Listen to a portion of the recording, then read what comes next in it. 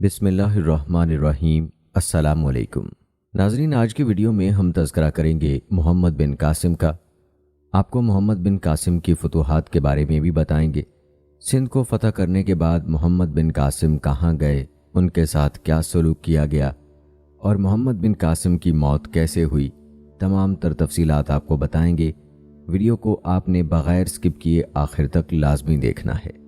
ناظرین، عرب اور ہند کے تجارتی تعلقات اگرچہ پرانے تھے اور تاریخ اسلام کے مطابق اسلام یہاں پہلے بھی پہنچ چکا تھا، لیکن جیسے ہی بنو امیہ برسر اقتدار آ گئے تو فتوحات کا سلسلہ بڑھنے لگا اور خلیفہ ولید کے عہد میں گورنر حجاج بن یوسف نے اس طرف اپنی توجہ مبذول کی۔ اس وقت سندھ پر راجہ داہر کی حکومت تھی۔ راجہ داہر سے پہلے چندر اور چچ حکمران تھے اور یہ بدھ مذہب کے پیروکار تھے، مگر راجہ داہر ہندو مذہب کا شدت سے قائل تھا۔ اس نے تمام مرات صرف ہندوؤں کو دیں اور بدھوں پر اپنا ظلم و استبداد روا رکھا۔ تاریخ میں اس کے لیے متکبر اور جابر کے الفاظ لکھے ہوئے ہیں۔ وہ اپنے خاندان کے علاوہ کسی اور کے سر پر پگڑی دیکھنا پسند نہیں کرتا تھا۔ گھوڑے پر عام رعایا کو سواری کی ممانعت تھی۔ اس کی ہر دھرمی ظلم، جبر، تشدد سندھ پر حملے کا باعث بنا۔ ناظرین، اس دور میں مکران مسلمانوں کے قبضے میں تھا۔ سن 703 عیسوی میں کچھ لوگ مکران کے گورنر سعید بن اسلم کو قتل کر کے راجہ داہر کے پاس پناہ گزین ہو گئے تھے۔ جب حجاج بن یوسف نے، جو اس وقت عراق کا گورنر تھا، ان کی واپسی کا مطالبہ کیا تو اس نے انکار کر دیا۔ بدھ مت کے پیروکار اس کے ظلم سے عاجز آ چکے تھے، اس لیے انہوں نے ایک وفد حجاج کی خدمت میں بھیجا اور راجہ داہر کی شکایت کی اور ساتھ ہی عربوں کو سندھ پر حملے کی دعوت دی۔ حجاج فتوحات کو بہت پسند کرتا تھا۔ وہ اسلامی سلطنت کی عملداری میں توسیع کا خواہش مند تھا، اس لیے اس نے موقع غنیمت جان کر اس طرف توجہ کی۔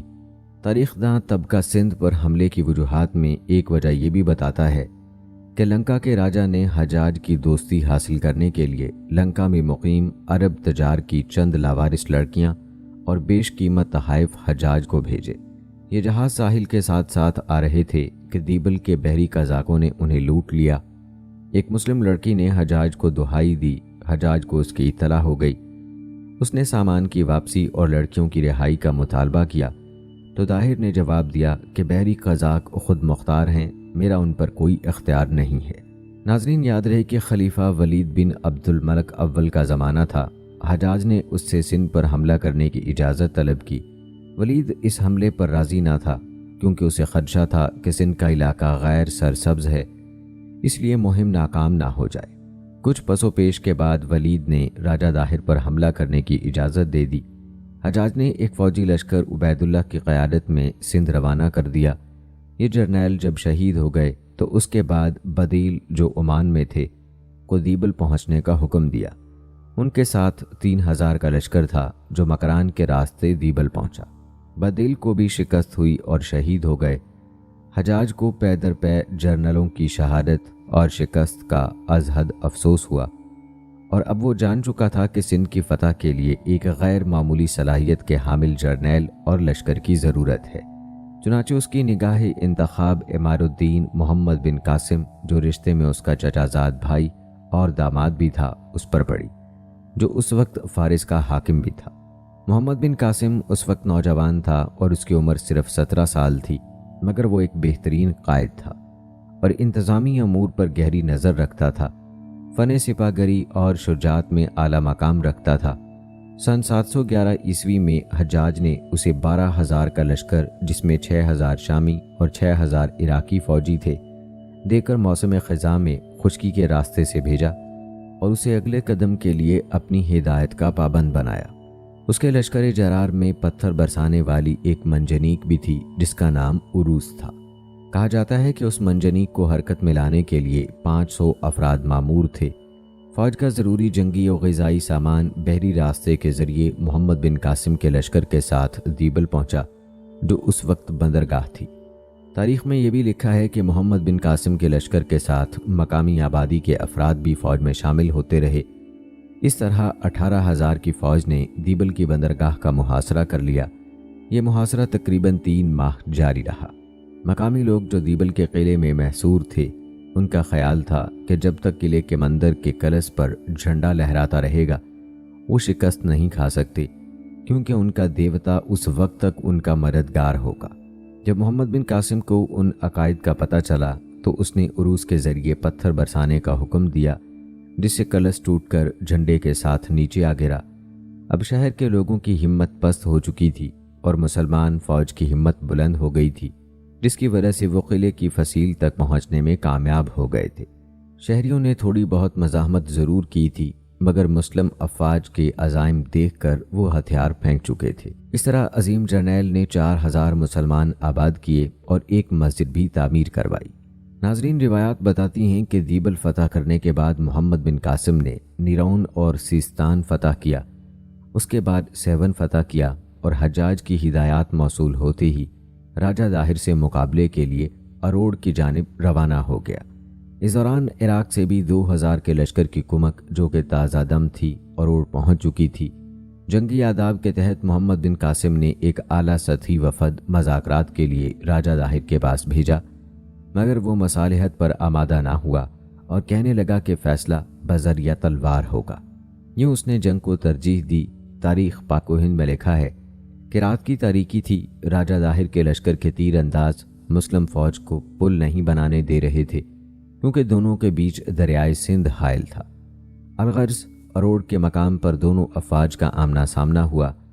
داہر ہاتھیوں کے جھرمٹ میں آیا، اس کے پیچھے 10,000 سوار فوج تھی اور 30,000 پیدل سپاہی تھے۔ کہتے ہیں کہ فریقین بڑی شجاعت کے ساتھ لڑے، کئی ایک خونی مارکے ہوئے، مگر مسلمان کامیاب نہیں ہو رہے تھے، کیونکہ مسلم فوج کے سامنے ہاتھیوں کی دیوار تھی۔ تب انہوں نے بارود کو آگ لگائی، جس کے سامنے ہاتھیوں کی دیوار مٹی کی طرح ڈھہ گئی۔ راجہ داہر کی فوج بدحواس ہو کر بھاگی، خود راجہ داہر کا ہاتھی بھی بدک کر بھاگا اور ندی میں کود پڑا۔ مسلمانوں نے ہاتھی پر تیر برسانے شروع کیے۔ فیل بان نے ہاتھی کو اٹھایا، مگر وہ سیدھا قلعے کی طرف بھاگا۔ داہر کی فوجوں نے برابر مقابلہ کیا، کئی سردار بے جگری سے لڑے مگر مارے گئے۔ یہ دیکھ کر راجہ داہر کی ہمت بڑھی اور وہ پیدل ہی میدان جنگ میں وارد ہو گیا اور آخر کار وہ بھی مارا گیا۔ یہ دیکھ کر راجہ داہر کی ایک رانی 15,000 سپاہیوں کو لے کر قلعے میں محصور ہو گئی، لیکن جب اس نے دیکھا کہ اب شکست ہو چکی ہے یا شکست یقینی ہے تو جوہر کی رسم ادا کرتے ہوئے اپنی زندگی کا بھی خاتمہ کر لیا اور اروڑ بھی مسلمانوں کے ہاتھ آ گیا۔ روایات بتاتی ہیں کہ اس عظیم فتح کے بعد محمد بن قاسم برہمن آباد پہنچا۔ راجہ داہر کا بیٹا جے سنگھ یہاں حکمران تھا۔ یہاں بھی ہندو فوج قلعہ بند ہو کر مقابلہ کر رہی تھی۔ کہتے ہیں کہ جے سنگھ اس مارکے میں شریک نہیں تھا۔ شہریوں نے محاصرے سے تنگ آ کر قلعے کا دروازہ کھول دیا اور مسلم فوج شہر میں داخل ہو گئی۔ بعض مورخین کہتے ہیں داہر کی ایک بیوی لاڈی یہاں موجود تھی، جسے محمد بن قاسم نے اپنے نکاح میں لے لیا تھا۔ اروڑ داہر کے دوسرے بیٹے کے قبضے میں تھا، جس کا نام گولی تھا۔ اس نے بھی چند روز تو محمد بن قاسم کا مقابلہ کیا، آخر راہ فرار اختیار کی اور یہ قلعہ بھی مسلمانوں کے ہاتھ فتح ہو گیا۔ اس کے بعد محمد بن قاسم نے ملتان کی جانب پیش قدمی کی، کیونکہ اس وقت ملتان سندھ کا حصہ تھا اور مذہبی طور پر بدھوں کا بڑا مرکز تھا اور ان کا تیرتھ بھی۔ یہاں کے بت کدے بے شمار دولت تھی جو مسلمانوں کے قبضے میں آئی۔ بلازری کے بیان کے مطابق 18 گز لمبا اور 10 گز چوڑا ایک کمرہ صرف سونے سے بھرا ہوا تھا، جبکہ ایک دوسری روایت کے مطابق ملتان سے محمد بن قاسم کو ایک مندر کا محفوظ خزانہ ہاتھ لگا جو سینکڑوں من سونے پر مشتمل تھا۔ کہتے ہیں محمد بن قاسم نے اس خزانے سے وہ وعدہ پورا کیا جو حجاج نے خلیفہ ولید سے کیا تھا کہ وہ مہم پر خرچ ہونے والی تمام رقم کا دگنا شاہی خزانہ میں داخل کر دے گا۔ کہتے ہیں ملتان کی سرزمین کو اس وقت مرکزی حیثیت حاصل تھی۔ سندھ کے اکثر شکست خوردہ حکمرانوں نے مشورہ دیا کہ قلعہ بند ہو جاؤ، چنانچہ مسلمانوں نے کئی ہفتے بلکہ مہینوں تک محاصرہ کیے رکھا۔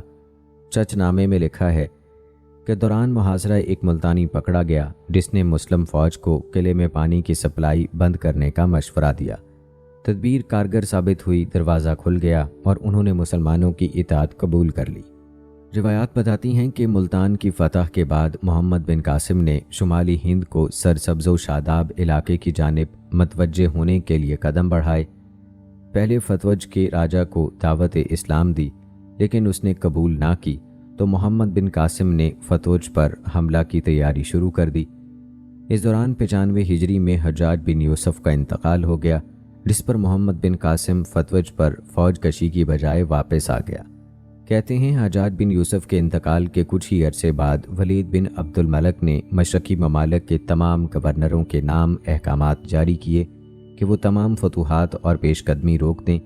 یوں محمد بن قاسم کی شمالی ہند کی فتوحات کی خواہش پوری کرنے کے حالات نے اجازت نہ دی، اور کچھ ہی ماہ بعد خلیفہ ولید بن عبد الملک کا بھی 96 ہجری میں انتقال ہو گیا۔ روایات کے مطابق اموی خلیفہ ولید بن عبد الملک کے انتقال کے ساتھ ہی فاتح سندھ محمد بن قاسم کا زوال شروع ہو گیا، کیونکہ ولید کے بھائی اس کا بھائی سلیمان بن عبد الملک جانشین مقرر ہوا، جو حجاج بن یوسف کا سخت دشمن تھا۔ حجاج کا انتقال اگرچہ اس کے خلافت کے آغاز سے قبل ہی ہو گیا تھا، لیکن اس عداوت کا بدلہ اس نے حجاج کے تمام خاندان سے لیا اور محمد بن قاسم کی تمام خدمات اور کارناموں کو نظر انداز کرتے ہوئے اس حجاج کے خاندان کا فرد ہونے کی جرم میں عذاب کا نشانہ بنایا۔ سلیمان نے یزید بن ابی کبشہ کو سندھ کا والی بنا کر بھیجا اور حکم دیا کہ محمد بن قاسم کو گرفتار کر کے بھیجو۔ محمد بن قاسم کے ساتھیوں کو جب اس گرفتاری کا پتہ چلا تو انہوں نے محمد بن قاسم سے کہا کہ ہم تمہیں اپنا امیر جانتے ہیں اور اس کے لیے تمہارے ہاتھ پر بیعت کرتے ہیں۔ خلیفہ کا ہاتھ ہرگز تم تک نہیں پہنچنے دیں گے، لیکن محمد بن قاسم نے خلیفہ کے حکم کے سامنے اپنے آپ کو جھکا دیا۔ ناظرین، یہ اس کی عظمت کی سب سے بڑی دلیل ہے کہ اگر وہ ایسا نہ کرتا تو اس کی امداد کے لیے سندھ کے ریگستان کا ہر ذرہ آتا، لیکن اس نے اپنے آپ کو ابی کبشہ کے سپرد کر دیا۔ کہتے ہیں محمد بن قاسم کو گرفتار کرنے کے بعد دمشق بھیجا گیا۔ سلیمان نے اسے واسط کے قید خانے میں قید کروا لیا۔ 7 ماہ بعد قید خانے کی صعوبتیں جھیلنے کے بعد وہ واپس اس دنیا سے رخصت ہو گیا۔ اس طرح محسن سلطنت کے خلیفہ نے قدر نہ کی اور ایک عظیم فاتح محض ذاتی عداوت و دشمنی کی بنا پر زندگی سے ہاتھ دھو بیٹھا، لیکن اس نے جنگی صلاحیتوں، جرت اور حسن اخلاق کے باعث ہندوستان میں جو کارنامے انجام دیے وہ تاریخ میں سنہری حروف سے لکھے گئے ہیں۔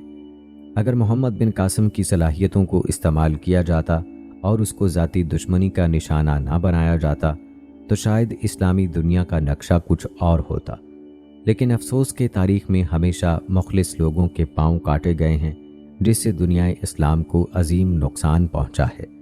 ناظرین، آپ کو بتاتے چلیں کہ محمد بن قاسم کے بارے میں تاریخ میں مختلف روایات اور قصے بیان ہوئے ہیں۔ عام طور پر لوگ محمد بن قاسم کو فاتح سندھ کے طور پر ہی جانتے ہیں اور اس کی باقی زندگی کے بارے میں بہت کم جانتے ہیں۔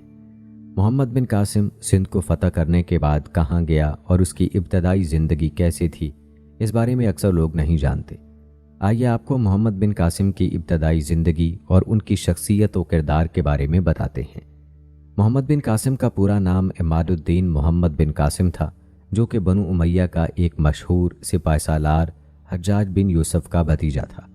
محمد بن قاسم 694 عیسوی میں طائف میں پیدا ہوا۔ اس کے والد خاندان کے ممتاز افراد میں شمار کیے جاتے تھے۔ جب حجاج بن یوسف کو عراق کا گورنر مقرر کیا گیا تو اس نے ثقفی خاندان کے ممتاز لوگوں کو مختلف عہدوں پر مقرر کیا۔ ان میں محمد بن قاسم کے والد قاسم بھی تھے، جو بصرہ کی گورنری پر فائز تھے۔ اس طرح محمد بن قاسم کی ابتدائی تربیت بصرہ میں ہوئی۔ تقریباً 5 سال کی عمر میں اس کے والد انتقال کر گئے۔ بچپن ہی سے محمد بن قاسم ذہین اور قابل تھا۔ غربت کی وجہ سے اعلیٰ تعلیم حاصل کرنے کی خواہش پوری نہ کر سکا، اس لیے ابتدائی تعلیم کے بعد فوج میں بھرتی ہو گیا۔ فنون سپہ گری کی تربیت اس نے دمشق میں حاصل کی تھی اور انتہائی کم عمری میں اپنی قابلیت اور غیر معمولی صلاحیت کی بدولت فوج میں اعلیٰ عہدے حاصل کر کے امتیازی حیثیت حاصل کی۔ محمد بن قاسم نے 15 سال کی عمر میں ایران میں کردوں کی بغاوت کے خاتمے کے لیے سپہ سالاری کے فرائض انجام دیے۔ اس وقت بنو امیہ کے حکمران ولید بن عبد الملک کا دور تھا اور حجاج بن یوسف عراق کا گورنر تھا۔ اس مہم میں محمد بن قاسم نے کامیابی حاصل کی۔ ایک معمولی چھاونی شیراز کو ایک خاص شہر بنا دیا اور اس شہر کا گورنر مقرر ہوا، جہاں اس نے اپنے تمام خوبیوں کے ساتھ حکومت کر کے اپنی قابلیت و سکہ بٹھایا۔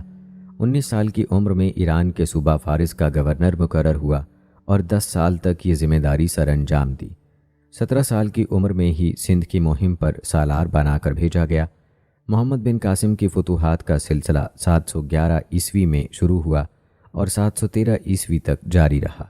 اس نے سندھ کے اہم علاقے فتح کیے اور ملتان کو فتح کر کے سندھ کی فتوحات کو پایہ تکمیل تک پہنچایا، لیکن شمالی ہند کی طرف بڑھنے کی خواہش حالات نے پورا نہ ہونے دی، جس کے بارے میں ہم آپ کو بتا چکے ہیں۔ ناظرین یاد رکھیں، محمد بن قاسم کم سن تھا، لیکن اس کم سنی میں بھی اس نے نہ صرف ایک عظیم فاتح کی حیثیت سے اپنا نام پیدا کیا، بلکہ ایک کامیاب منتظم ہونے کا بھی ثبوت دیا۔ اس نے تقریباً 4 سال سندھ میں گزارے، لیکن اس مختصر عرصے میں اس نے فتوحات کے ساتھ ساتھ سلطنت کا اعلیٰ انتظام کیا اور سندھ میں ایسے نظام حکومت کی بنیاد ڈالی جس نے انصاف کے تمام تقاضوں کو پورا کیا۔ محمد بن قاسم کی سندھ کی فتح سیاسی، معاشرتی، مذہبی اور عملی ہر اعتبار سے بے شمار اثرات کی حامل تھی۔ شخصیت و کردار کی بات کی جائے تو محمد بن قاسم ایک نوعمر نوجوان تھا۔ اس کم عمری میں اس نے سندھ کی مہم پر سالار کی حیثیت سے جو کارنامے انجام دیے وہ اس کے کردار کی پوری طرح عکاسی کرتے ہیں۔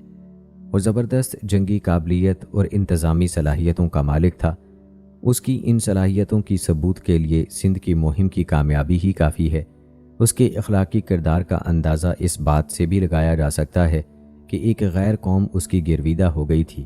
سندھ کی عوام اس سے حد درجہ چاہت کا اظہار کرنے لگے تھے۔ تاریخ سندھ کے ایک مصنف تحریر کرتے ہیں، محمد بن قاسم جب سندھ سے رخصت ہونے لگے تو سارے سندھ میں ان کے جانے پر اظہار افسوس کیا گیا۔ ان کی وفات پر شہر کیرج کے ہندوؤں اور بدھ پرستوں نے اپنے شہر میں ان کا ایک مجسمہ بنا کر اپنی عقیدت کا اظہار کیا۔ روایات بتاتی ہیں کہ محمد بن قاسم کی شخصیت انتہائی پروقار تھی۔ اس کا اخلاق دوسروں کو جلد گرویدہ بنا لیتا تھا۔ اس کی زبان شیریں اور چہرہ ہنسمکھ تھا۔ وہ ایک باہمت، بامروت، رحم دل اور ملنسار انسان تھا۔ وہ ہر شخص سے محبت سے پیش آتا اور اس کے ماتحت اس کی حد درجہ عزت و احترام کرتے تھے۔ عام زندگی میں لوگوں کے غم بانٹتا تھا۔ اس نے ہر موڑ پر عقل و فراست کو پوری طرح استعمال کیا اور اس کا ہر قدم کامیابی کی راہیں تلاش کرتا تھا۔ اس کی بلند خیالی اور مستحکم ارادے اس کی کامیابی کی دلیل تھے۔ ناظرین، تاریخ اسلام میں لکھا ہے کہ محمد بن قاسم جس قدر بہادر تھا، یہ مرد آہن اسی قدر عام زندگی میں خوش مزاج، ملنسار، بامروت اور رحم دل تھا۔ اس نے کم سنی کے باوجود اپنی فہم و فراست کا بر وقت استعمال کیا، ہر قدم سوچ کر اٹھایا۔ فتح کے بعد انسانوں کو روندتا ہوا نہیں گیا، بلکہ جس نے اس سے پناہ کی درخواست کی اسے پناہ دی۔ اس نے تھوڑے ہی عرصے میں سندھ کی معاشرت کو بدل دیا۔ اس کی مذہبی رواداری نے عوام کے دل موہ لیے۔ اس نے مظلوم بدھوں کو قید سے آزادی دی اور ایک عمدہ قسم کا نظام حکومت دیا۔ ناظرین، آپ کو بتاتے چلیں کہ محمد بن قاسم کی موت کے حوالے سے کئی روایات اور کہانیاں بیان کی گئی ہیں۔ ان میں سے کہانی یہ بھی ہے کہ جو چچ نامہ میں یوں بیان ہوئی ہے۔ کہا جاتا ہے کہ سندھ کے حکمران راجہ داہر کو جب 19 سالار محمد بن قاسم کے ہاتھوں شکست ہو گئی تو ان کی 2 بیٹیوں سوریہ اور پریمل کو محمد بن قاسم نے راجہ کی ہلاکت کے بعد خلیفہ ولید بن عبد الملک کے پاس دارالخلافہ بغداد روانہ کر دیا۔ خلیفہ ولید بن عبد الملک نے جب بڑی بیٹی سوریہ سے خلوت کا ارادہ کیا تو سوریہ نے چال چلی اور خلیفہ سے کہا کہ محمد بن قاسم پہلے ہی ان کے ساتھ خلوت اختیار کر چکا ہے، چنانچہ وہ اب خلیفہ کے شایان شان نہیں رہی۔ اسے میں خلیفہ کو تحقیق کا ہوش نہیں رہا اور انہوں نے اسی وقت محمد بن قاسم کے نام پروانہ جاری کیا کہ وہ جہاں کہیں بھی ہیں خود کو کچی کھال میں سلوا کر دارالخلافہ کو واپس ہوں۔ محمد بن قاسم نے ایسا ہی کیا اور دارالخلافہ کے راستے ہی 2 دن بعد ان کی موت ہو گئی۔ ناظرین، یہ کہانی کتاب فتح نامہ سندھ عرف چچ نامہ میں بیان کی گئی ہے۔ روایت کے مطابق اس کے بعد راجہ داہر کی بیٹی کا ایک طویل خطاب ہے جس میں وہ محمد بن قاسم کی عادل حکمرانی کی گواہی دیتی ہیں، مگر ان کی ہلاکت کی سازش رچنے کو اپنے والد کا بدلہ قرار دیتی ہیں۔ اسی خطاب میں وہ محمد بن قاسم کے بارے میں بھی کہتی ہیں کہ انہیں فرمانبرداری میں بھی عقل سے کام لینا چاہیے تھا، اور خلیفہ کو بھی کہتی ہیں کہ اسے بھی سنی سنائی بات پر اتنا سخت حکم جاری کرنے سے پہلے تحقیق کر لینی چاہیے تھی۔ ناظرین، چچ نامہ کے مطابق راجہ داہر کی بیٹی نے یہ بھی کہا، دانا بادشاہ وقت پر واجب ہے کہ جو کچھ بھی دوست یا دشمن سے سنے اسے عقل کی کسوٹی پر پرکھے اور دل کے فیصلوں سے اس کا موازنہ کرے۔ وہ مزید کہتی ہیں کہ پاک دامنی کے اعتبار سے محمد بن قاسم ہمارے لیے باپ اور بھائی جیسا تھا اور ہم کنیزوں پر اس نے کوئی دست درازی نہیں کی، لیکن چونکہ اس نے ہند اور سندھ کے بادشاہ راجہ داہر کو برباد کیا تھا اس لیے ہم نے انتقاماً خلیفہ کے سامنے جھوٹ بولا تھا۔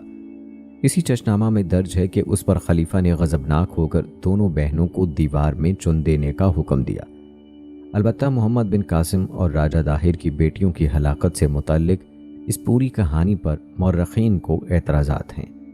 یاد رکھیں تاریخ میں ایسی بہت سی سازشیں موجود ہیں کہ اسلامی تاریخی شخصیات کو بدنام کرنے کی ناکام کوششیں ہوتی رہی ہیں، اور یہ کہانی بھی اسی طرح کی سازش کا حصہ معلوم ہوتا ہے جس میں اسلامی کرداروں کو بدنام کرنے کی کوشش کی گئی ہے۔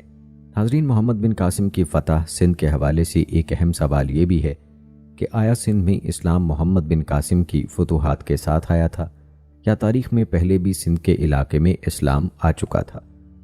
اس حوالے سے بعض مورخین کا ماننا ہے کہ محمد بن قاسم کے آنے سے جنوبی ایشیا میں اسلامی دور کا آغاز ہوا، سندھ فتح ہوا اور یوں واقعات کا ایک لمبا سلسلہ شروع ہوا جو بالآخر پاکستان کے قیام پر منتج ہوا۔ مگر مختلف تاریخی حوالوں کے مطابق پیغمبر اسلام کی آمد سے پہلے بھی عرب تاجر بر صغیر میں رہائش پذیر تھے اور کچھ کے نزدیک یہاں کی مقامی خواتین سے شادیاں تک کر رہے تھے۔ کتاب the great Mughals and dear India میں مصنف ڈرک کولیر اس حوالے سے لکھتے ہیں کہ انڈیا کے جنوب مغرب میں مالابار کے ساحلی علاقے موجودہ کرناٹک اور کیرالہ میں عرب تاجر یہاں پہلے سے مقیم تھے، اور جب خطہ عرب میں اسلام آیا تو ممکنہ طور پر ان عربوں نے بھی اسلام قبول کیا ہوگا۔ اپنی کتاب کے ابتدائیے میں انہوں نے خطہ بر صغیر میں اسلام کے پھیلنے کے حوالے سے متعدد نظریات کا ذکر کیا ہے، جس میں ہجرت، تلوار، خوف، صوفیہ کے عمل اور تبلیغی سماجی رتبے کے حصول اور پرامن روابط مثلاً تجارت اور باہمی شادیاں شامل ہیں۔ چنانچہ وہ اس علاقے میں پہلے سے عربوں کی موجودگی کا حوالہ دیتے ہوئے 712 عیسوی میں محمد بن قاسم کی آمد سے کہیں قبل بر صغیر میں اسلام کی آمد کا عرصہ متعین کرتے ہیں۔ ناظرین، کتاب فتح البلدان 9ویں صدی عیسوی میں عباسی دور حکومت میں تحریر کی گئی اور اسے اسلامی فتوحات کی تاریخ کی اہم ترین اور مستند کتابوں میں شمار کیا جاتا ہے۔ اس کتاب میں مصنف احمد یحییٰ البالازری نے محمد بن قاسم کی ہلاکت کے بعد کے واقعات خصوصی تفصیل سے بیان کیے ہیں، اور یہ بھی بتایا ہے کہ کیسے بہت سے مفتوحہ علاقے مسلمانوں کے ہاتھ سے نکلے، واپس فتح ہوئے، کسی نے واپس اپنا پچھلا مذہب اختیار کر لیا تو کسی نے مسلمانوں سے اپنا معاہدہ توڑ لیا۔ پھر سوال یہ پیدا ہوتا ہے کہ کیا محمد بن قاسم سے پہلے کوئی مسلمان مہم سندھ میں آئی تھی یا نہیں؟ بلازری کے مطابق خلیفہ دوم عمر بن خطاب کے دور میں 15 ہجری میں انہوں نے عثمان بن ابو العاص ثقفی کو بحرین اور عمان پر گورنر مقرر کیا تو عثمان نے ایک فوج تھانہ یا تانا کی جانب بھیجی۔ اس کے علاوہ اسی کتاب میں مصنف نے لکھا ہے کہ عثمان کے بھائی الحکم نے اپنے بھائی المغیرہ ابن ابو العاصی کو خلیج دیبل کے جانب بھیجا، جہاں انہوں نے دشمن پر فتح پائی۔ فتح البلدان کا اردو ترجمہ سید ابو الخیر مودودی نے کیا ہے، جس میں انہوں نے دیبل کو تو دریائے سندھ کے قریب واقع ایک بڑا تجارتی شہر قرار دیا ہے، مگر تھانے کا تذکرہ نہیں کیا کہ یہ کون سا شہر ہے۔ اس کا تذکرہ ہمیں ابن بطوطہ کے سفر نامے میں ملتا ہے، جب انہوں نے یمن کی بندرگاہ عدن کے بارے میں بتایا ہے کہ یہاں انڈیا کے کئی شہروں بشمول تھانہ سے بھی جہاز آتے ہیں۔ چنانچہ یہ شہر تانا انڈین ریاست مہاراشٹر کا شہر تھانے یا تانا ہے، جو ممبئی کا پڑوسی شہر ہے، اور یہاں تک وسائی کھاڑی ندی کے ذریعے پہنچا جا سکتا ہے، جو اس شہر کو ساحل سے کافی دور ہونے کے باوجود بحیرہ عرب سے ملا دیتی ہے۔ ناظرین، اس کے علاوہ بھی موجودہ پاکستان کے دیگر خطوں میں محمد بن قاسم سے پہلے مسلمانوں کی آمد کے بارے میں ایک اور روایت فتح البلدان سے ہی ملتی ہے، جس کے مطابق سن 38 یا سن 39 ہجری میں حضرت علی رضی اللہ تعالیٰ عنہ کے دور میں اور پھر سن 44 ہجری میں امیر معاویہ رضی اللہ تعالیٰ عنہ کے دور حکومت میں قیقان موجودہ قلات اور بنا موجودہ بنوں پر حملے کیے گئے۔ اگر محمد بن قاسم کی سندھ پر لشکر کشی پہلی فوجی مہم نہیں تھی اور اس سے پہلے بھی اس علاقے پر حملے کیے جاتے رہے تھے، تو پھر اس واقعے کے بارے میں کیا کہا جا سکتا ہے جس کے مطابق عراق کے گورنر حجاج بن یوسف نے ایک مظلوم عورت کی پکار پر محمد بن قاسم کو سندھ کی جانب بھیجا؟ ناظرین، یہ کہانی بھی چچ نامہ میں کافی تفصیل سے موجود ہے۔ آپ کو بتاتے چلیں کہ چچ نامہ یا فتح نامہ سندھ خطہ سندھ کے فتح پر لکھی گئی پہلی کتاب تصور کی جاتی ہے، کیونکہ اس سے پہلے مورخین نے سندھ اور ہند کی فتح پر باب تو باندھے ہیں، لیکن مکمل کتابی صورت میں صرف چچ نامہ ہی ملتی ہے۔ چچ نامہ 13ویں صدی میں علی کوفی کی فارسی میں ترجمہ کردہ کتاب ہے، جو ان کے مطابق انہوں نے ایک عربی کتاب سے فارسی میں منتقل کی، تاہم وہ عربی کتاب اب تک باقاعدہ دریافت نہیں ہو سکی ہے، نہ ہی اس حوالے سے معلومات ہیں کہ وہ کس کی تصنیف تھی۔ تاہم اس کتاب میں موجودہ روایات اور تاریخی حوالوں کو محققین پرکھنے میں کامیاب رہے ہیں۔ چچ نامہ میں بیان کیے گئے دیگر واقعات کے برعکس مسلمان قیدیوں کے بارے میں تحریر اس واقعے کی شروعات میں اس کی سند موجود نہیں ہے۔ اس کے علاوہ تاریخ ابن خلدون میں بھی دیبل کی فتح کے باب میں اس واقعے کا تذکرہ نہیں ہے۔ مذکورہ واقعے کے بارے میں لکھا گیا ہے کہ یہ حجاج کے گورنر محمد بن ہارون بن زرع النمری کے دور میں پیش آیا، تاہم بلازری اور چچ نامہ دونوں ہی نے وہ سال نہیں لکھا جب یہ واقعہ پیش آیا۔ محمد بن الہارون النمری کا تقرر چچ نامہ کے مطابق سن 86 ہجری میں ہوا اور محمد بن قاسم کا سندھ پر حملہ 93 ہجری یا 712 عیسوی میں ہوا۔ اس حوالے سے تاریخ خاموش ہے کہ اگر یہ واقعہ پیش آیا تو کس سال میں ہوا، اور یہ کہ اس واقعے کے کتنے عرصے بعد محمد بن قاسم نے سندھ پر لشکر کشی کی۔ اس کے علاوہ اگر حضرت عمر رضی اللہ تعالیٰ عنہ کے دور سے لے کر ولید بن عبد الملک کے دور تک کا جائزہ لیں تو کہہ سکتے ہیں کہ سندھ پر محمد بن قاسم کی لشکر کشی کئی دہائیوں طویل سلسلے میں تازہ ترین کوشش تھی، جس میں انہیں کامیابی بھی حاصل ہوئی۔ پھر تاریخ کی کتب میں یہ بھی تذکرہ ہے کہ اس وقت الافی یا الوی گروہ کے کئی لوگ مکران میں آبسے تھے۔ ان میں سے ایک کو حجاج کے عملدار سعید بن اسلم کلابی نے قتل کیا تھا، چنانچہ بدلے میں الافیوں نے بھی سعید بن اسلم کو قتل کر دیا، جس پر حجاج بن یوسف نے الافیوں کی سرکوبی کا فیصلہ کیا تھا۔ جب خلافت اموی کی طرف سے مکران میں بسے ان الافیوں کے خلاف بار بار مہمات کی گئیں تو یہ لوگ سندھ میں راجہ داہر کے پاس چلے گئے۔ چنانچہ یہ بھی ایک وجہ تھی کہ خود حجاج بن یوسف کے دور میں مکران اور سندھ کی طرف بنو امیہ کے مخالف موجود تھے۔ ناظرین، روایات بتاتی ہیں کہ سندھ کی فتح کی اس مہم پر بلازری کے مطابق 6 کروڑ درہم خرچ ہوئے اور اس کے بدلے میں 12 کروڑ درہم کا مال غنیمت حاصل ہوا۔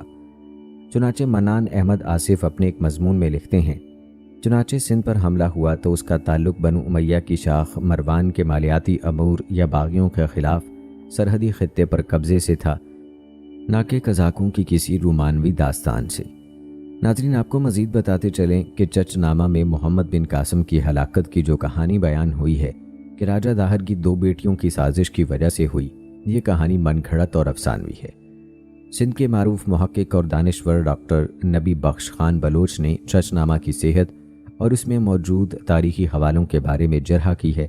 ڈاکٹر این بلوچ کا چچ نامہ پر تحریر کیا گیا مقدمہ بھی آپ میں ایک پوری کتاب ہے، جس میں انہوں نے محمد بن قاسم کی ہلاکت اور پھر راجہ داہر کی بیٹیوں کے بغداد کی کسی دیوار میں چن دیے جانے کی کہانی کو کہانی ہی قرار دیا ہے، حقیقت نہیں۔ ڈاکٹر صاحب لکھتے ہیں، سب سے پہلے تو اس کہانی کے مطابق خلیفہ نے محمد بن قاسم کو دارالخلافہ بغداد بلوایا، حالانکہ اس زمانے میں بغداد کا وجود نہیں تھا بلکہ دارالخلافہ دمشق تھا۔ اس کے بعد اس میں لکھا گیا ہے کہ محمد بن قاسم کی موت خلیفہ ولید بن عبد الملک کے حکم پر ہوئی، تاہم بلازری اور دیگر مورخین کے مطابق یہ واقعہ خلیفہ سلیمان بن عبد الملک کے دور میں پیش آیا۔ بلازری کے مطابق ولید بن عبد الملک کی موت کے بعد سلیمان بن عبد الملک حکمران ہوئے تو انہوں نے صالح بن عبد الرحمن کو عراق کا ولی اور یزید بن ابی کبشہ کو سندھ کا عملدار مقرر کیا۔ یزید نے محمد بن قاسم کو گرفتار کر کے صالح کے پاس عراق بھیج دیا، جہاں انہیں حجاج بن یوسف کے سابقہ انتظامی ہیڈ کوارٹر واسط کے ایک عقوبت خانے میں قید کر کے ایذا رسانیاں کی گئیں اور وہ ہلاک ہو گئے۔ नाजरीन, मालूम हुआ कि मोहम्मद बिन कासिम की मौत के हवाले से जो तफसील पहले बयान हुई है वही हकीकत है, बाकी की सब कहानियां हैं जिनका हकीकत से कोई ताल्लुक नहीं। नाजरीन, आपको बताते चलें कि फतहुल बलदान में लिखा है कि जब मोहम्मद बिन कासिम कैद में थे तो उन्होंने अपने साथ होने वाले सलूक पर अशार कहे थे, जिनका तर्जमा ये है: हर चंद को मैं वासत में बेड़ियों में जकड़ा हुआ हूँ, मगर कभी मैंने ईरान के कितने ही शाहसवार ज़ेर किए और अपने जैसे कितने ही पहलवानों को पिछाड़ा है। एक और शेर जो मोहम्मद बिन कासिम से मंसूब किया गया है वो कुछ यूं है: उन्होंने मुझे ज़ाय कर दिया, जवान भी ऐसा कि मर्दे नबर्द और सरहद का मुहाफिज था। नाजरीन, इन अशार से मोहम्मद बिन कासिम की माजूली और हलाकत से उस दौर में होने वाली सियासी साजिशें और आपसी दुश्मनियां भरपूर अंदाज में अयां हो जाती हैं। कितने अफसोस का मकाम है कि एक ऐसे सिपाही सालार को जिसने सदियों बाद इस्लाम का झंडा सिंध के इलाके में दोबारा गाड़ा और फतूहात के सिलसिले को आगे बढ़ा रहा था, उसको ज़ाती अदावत को निशाना बनाया गया और दुनिया इस्लाम के एक रोशन चराग को बुझा दिया गया। आप इस हवाले से क्या कहेंगे, कमेंट सेक्शन में ज़रूर बताइएगा। नाजरीन, तारीख में मोहम्मद बिन कासिम पर एक इल्ज़ाम ये भी आयद किया जाता है कि सिंध पर हमला करने में मोहम्मद बिन कासिम का मकसद मालो अमलाक का हसूल और ममलक की तोसी थी, लेकिन हकीकत यह है कि मोहम्मद बिन कासिम की जानिब से सिंध पर हमले की वजह मजलूमों की दादरसी थी, न कि अमलाक का हसूल और ममलकत की तोसी पसंदी थी। तारीख गवाह है कि मोहम्मद बिन कासिम खुदादाद सलाहियतों से माला माल और काबिल लीडर थे और उन्होंने सिंध को फतह करने के बाद वहाँ निज़ाम अदल कायम किया। मालगुजारी के वसूल करने के हक़ को भी मकामी बाशिंदों की ज़िम्मे ही रहने दिया। इस रियायत से मकामी बाशिंदे ना सिर्फ खुश हुए बल्कि उन्होंने इस अफू व करम और हुस्न सलूक का बहुत चर्चा किया, जिससे माहौल खुशगवार होता गया। इस तरह वहाँ के लोगों ने ना सिर्फ मोहम्मद बिन कासिम की इताअत कबूल की बल्कि अपने हम कौम अफराद को ये कहकर इताअत पर आमादा किया कि हमारी सल्तनत तबाह हो गई थी, फौजी ताकत जाती रही, अब हम में मुकाबले की हिम्मत नहीं। अगर हम अपने घरों से और जायदाद से महरूम कर दिए जाते तो हमारे लिए कहीं ठिकाना ना होता। इन फातिहीन की मुरव्वत अदल से हमारा सब कुछ महफूज है। मज़ीद ये कि मोहम्मद बिन कासिम ने दीगर मज़ाहिब के लोगों को उनकी इबादत गाहों में इबादत की इजाज़त दी।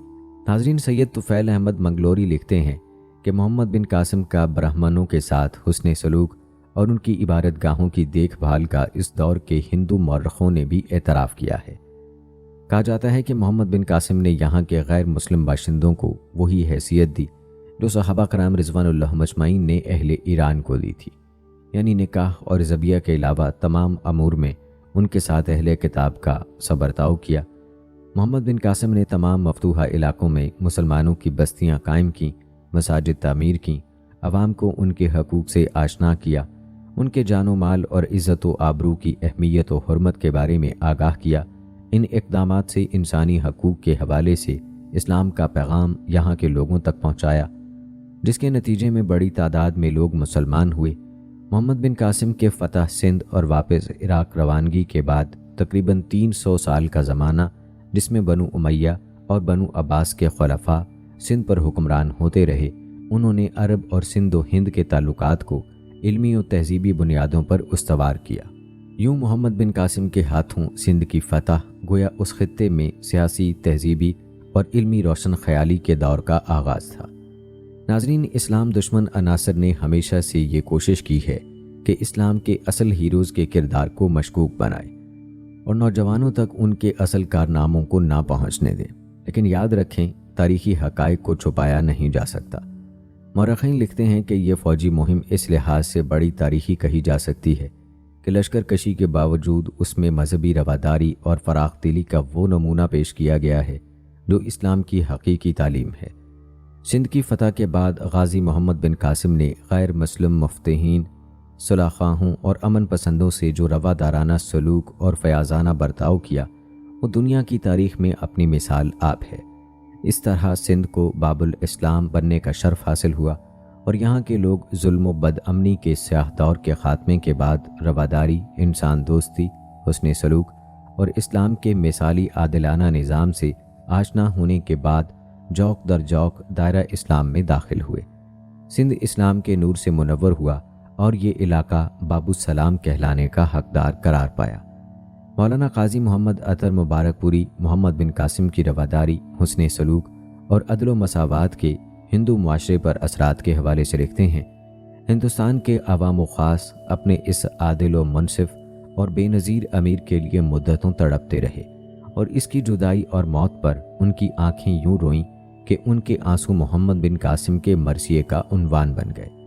اسی طرح الہ آباد یونیورسٹی کے سابق ہندو پروفیسر ڈاکٹر ایشوری پرشاد نے محمد بن قاسم کی عسکری مہمات پر جہاں تنقید کی ہے، وہاں وہ یہ بھی لکھتے ہیں کہ سندھ پر محمد بن قاسم کا حملہ تاریخ کی رومانوی داستانوں میں سے ایک ہے۔ اس کی جرأت مندی، بہادری اور فوجی مہمات کے درمیان اس کے روادارانہ شریفانہ برتاؤ اور آخر میں اس نے نوجوانی میں سپاہ گری کے جو جوہر دکھائے، اس سے اس کی ذات سے بڑی امیدیں بن گئیں۔ محمد بن قاسم نے اپنے جھنڈے کے نیچے ان جاٹوں اور میدوں کو جمع کیا جو ہندوؤں کی غیر روادارانہ حکومت سے عاجز تھے اور بہت ذلت برداشت کر رہے تھے۔ وہ گھوڑے پر سوار نہیں ہو سکتے تھے، ان کے لیے اچھے کپڑے پہننے کی ممانعت تھی، انہیں ننگے سر رہنے کا حکم تھا۔ اس ذلت کے باعث وہ محض لکڑہارے اور غلام بن کر رہ گئے تھے۔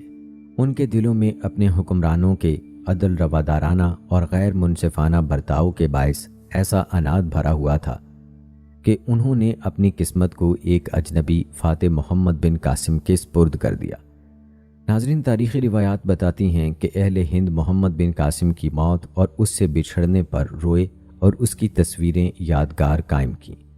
نامور ہندو محقق ڈاکٹر تارا چند اپنی کتاب ہسٹری آف انڈیا میں محمد بن قاسم کی مذہبی رواداری، فراخ دلی اور یہاں کے غیر مسلم باشندوں کے ساتھ اس کے حسن سلوک پر تبصرہ کرتے ہوئے لکھتے ہیں، مسلمان فاتح محمد بن قاسم نے مفتوحہ کے ساتھ رواداری اور فیاضی کا سلوک کیا، ہندو پجاریوں اور برہمنوں کو مندروں میں پرستش کی آزادی فراہم کی، ان سے حسن سلوک کا مظاہرہ کیا۔ روایات کے مطابق فتوحات کے بعد غازی محمد بن قاسم نے مختلف علاقوں میں مساجد قائم کی، جن میں ایک مسجد دیبل میں قائم کی جہاں 4000 مسلمانوں کو آباد کیا، اور دوسری مسجد اروڑ کے مقام پر قائم کی جو ہندوستان کی سب سے قدیم اور پہلی مسجد کے طور پر جانی جاتی ہے۔ اس کے آثار آج بھی دیکھے جا سکتے ہیں۔ تاریخ گواہ ہے کہ غازی محمد بن قاسم اور مسلم فاتحین کی اس خطے میں آمد سے ظلم و بد امنی، جبر و استحصال، غلامی اور ناانصافی کے تاریک دور کا خاتمہ ہوا۔ کفر و شرک اور اصنام پرستی کا سورج غروب ہوا، صنم کدے نعرہ توحید سے گونج اٹھے، صدیوں سے راج باطل اور ظالمانہ نظام سے لوگوں کو رہائی ملی۔ یہ خطہ توحید کے نور سے منور اور اسلام کی تہذیبی، ثقافتی اور معاشرتی اقدار سے روشن اور معمور ہوا۔ ناظرین، ان تاریخی روایات کے بیان کرنے کا مقصد یہ ہے کہ آپ لوگوں پر واضح ہو جائے کہ محمد بن قاسم کی فتوحات کا ان علاقوں پر کیا اثر ہوا۔ ناظرین، ہم پہلے بھی ذکر کر چکے ہیں کہ محمد بن قاسم کو عام طور پر صرف سندھ پر حملہ اور راجہ داہر کے ساتھ مقابلے کے لیے ہی جانا جاتا ہے، لیکن یہ بات یاد رکھیں کہ محمد بن قاسم کی سندھ کے علاوہ بھی کئی فتوحات ہیں۔ آئیے آپ کو محمد بن قاسم کی ان فتوحات کے بارے میں مختصر تفصیل بتاتے ہیں، جو فتح سندھ سے جڑی ہوئی ضرور ہیں، لیکن یہ راجہ داہر کے ساتھ مقابلے کے علاوہ ہیں۔ ناظرین، آپ کو بتاتے چلیں کہ محمد بن قاسم کی فتوحات میں سب سے اہم فتح دیبل کی فتح ہے۔ یاد رکھیں، محمد بن قاسم مکران کے راستے سندھ کی طرف روانہ ہوا اور پنجگوار اور ارمن بیلا کو فتح کرتا ہوا دیبل پہنچا تھا۔ بحری راستے سے روانہ ہونے والی فوج یہیں سے اس سے آ ملی۔ دیبل کی بندرگاہ کراچی کے قریب تھی۔ اہل شہر قلعہ بند ہو کر بیٹھ رہے۔ قلعے میں محاصرہ جاری رہا، لیکن شہر فتح ہونے میں نہ آتا تھا۔ آخرکار حجاج بن یوسف کی ہدایت کے مطابق منجنیق عروس کو ایک خاص زاویے پر نصب کر کے شہر پر سنگباری شروع کی گئی۔ اس حملے کا پہلے بھی ذکر ہوا ہے۔ روایات بتاتی ہیں کہ اسی اثناء میں محمد بن قاسم کو معلوم ہوا کہ جب تک شہر کے وسط کا گنبد محفوظ ہے، شہر والوں کے حوصلے بلند رہیں گے۔ چنانچہ محمد بن قاسم نے خصوصی طور پر گنبد کو نشانہ بنایا۔ گنبد گرنے سے اہل شہر کے حوصلے پست ہو گئے اور راجہ داہر کا حاکم شہر چھوڑ کر بھاگ گیا۔ محمد بن قاسم نے شہر پر قبضہ کر کے ایک مسجد تعمیر کروائی۔ اس نے دشمن کو مرعوب کرنے کے لیے تمام مخالف لشکر کو تخ و تیغ کر دیا۔ اور بدھ مت کے پجاریوں اور مسلمان قیدیوں کو ظالم ہندوؤں سے نجات دلائی۔ اس سے بدھ مت کے حامی کھلم کھلا مسلمانوں کی حمایت کرنے لگے۔ ناظرین، آئیے اب تذکرہ کرتے ہیں برہمن آباد کی فتح کا۔ روایات بتاتی ہیں کہ راجہ داہر کا لڑکا جے سنگھ اپنی فوج کے ساتھ یہاں مقیم تھا، لیکن جن دنوں برہمن آباد پر محمد بن قاسم نے حملہ کیا ان دنوں جے سنگھ فوجی ضروریات کے تحت باہر گیا ہوا تھا۔ جب وہ واپس لوٹا تو اسلامی فوجیں شہر کا محاصرہ کر چکی تھیں۔ جے سنگھ نے مسلمانوں کی رسد بند کرنے کی کوشش کی، لیکن راجہ موقع کی قیادت میں ایک دستے نے اس پر حملہ کیا تو وہ شہر کو اپنے بھائی گوپی کے حوالے کر کے کشمیر کی طرف نکل گیا، اور یوں چند دنوں بعد شہر پر مسلمانوں کا قبضہ ہو گیا۔ یہاں راجہ داہر کی ایک بیوی بھی گرفتار ہوئی۔ کہتے ہیں محمد بن قاسم نے حجاج کی اجازت سے اس کے ساتھ شادی کر لی تھی۔ ناظرین، برہمن آباد کے بعد اروڑ کی فتح ہوئی۔ تاریخی روایات میں آتا ہے کہ برہمن آباد کی فتح کے بعد حجاج بن یوسف نے ملکی انتظام کے بارے میں بہت سی ہدایات دیں اور ساتھ ہی اروڑ اور ملتان فتح کرنے کا حکم دیا۔ چنانچہ محمد بن قاسم کی رہنمائی میں اسلامی لشکر اروڑ پہنچا۔ ایک ماہ کے بعد اہل قلعہ صلح پر آمادہ ہو گئے اور عربوں نے شہر پر قبضہ کر لیا۔ روایات کے مطابق داہر کا بیٹا گوپی قلعہ چھوڑ کر بھاگ گیا۔ اروڑ کی فتح کے بعد محمد بن قاسم نے ملتان کی طرف پیش قدمی کی۔ راستے میں قلعہ بابیہ تھا جس پر راجہ داہر کا بھتیجا قسقہ حکمران تھا، جو داہر کے قتل کے بعد اس قلعے پر قابض ہو گیا تھا۔ محمد بن قاسم نے لوگوں سے تحقیق کی کہ وہ واقعی داہر کے خاندان سے ہیں۔ اس کے بعد کہا کہ اگر میرے پاس آئے تو میں اس کی قدر افزائی کروں۔ قسقہ کو معلوم ہوا تو فوراً حاضر خدمت ہوا اور وزیر مال مقرر ہوا، اور یوں یہ قلعہ فتح ہو گیا۔ اس کے بعد اسکندہ پر حملہ کیا گیا، جو کم و بیش ایک ہفتے کی مزاحمت کے بعد فتح ہوا۔ یہاں کے حاکم سنگھ رائے بھاگ کر سکا چلا گیا، جہاں کا حاکم بجہرا کانواسا تھا، اس لیے اپنے نانا کا انتقام لینے کے لیے لڑا، لیکن ایک رات قلعے سے بھاگ کر ملتان کی طرف نکل گیا اور قلعہ مسلمانوں کے قبضے میں آ گیا۔ ناظرین، آپ نے ملاحظہ کیا کہ سندھ کے فاتح محمد بن قاسم کی کس قدر فتوحات ہیں، لیکن عام لوگ ان کے بارے میں علم نہیں رکھتے۔ ان چھوٹی فتوحات کے بعد ملتان کی تسخیر بھی محمد بن قاسم کا اہم کارنامہ ہے، جس کے بارے میں ہم آپ کو تفصیل سے بتا چکے ہیں۔ ناظرین، یاد رکھیں ملتان محمد بن قاسم کی آخری قابل ذکر فتح تھی۔ اس کے بعد اس نے کچھ سرحدی قلعے مزید فتح کیے، انتظامی سلطنت کو درست کیا۔ وہ چاہتا تھا کہ وہ کنوج پر بھی حملہ کرے۔ اس مقصد کے لیے اس نے ایک لشکر روانہ کیا اور ادے پور تک گیا۔ خود وہ کشمیر کی طرف بڑھا، لیکن اس دوران میں حجاج بن یوسف کا انتقال ہو گیا۔ نیز خلیفہ ولید بن عبد الملک بھی چل بسا، اور نئے خلیفہ سلیمان بن عبد الملک نے محمد بن قاسم کی گرفتاری اور واپسی کے احکام صادر کر دیے، جس کی تفصیل ہم آپ کو بتا چکے ہیں۔ تو ناظرین کرام، یہ تھی ہماری آج کی ویڈیو۔ امید کرتے ہیں کہ آپ کو پسند آئی ہوگی۔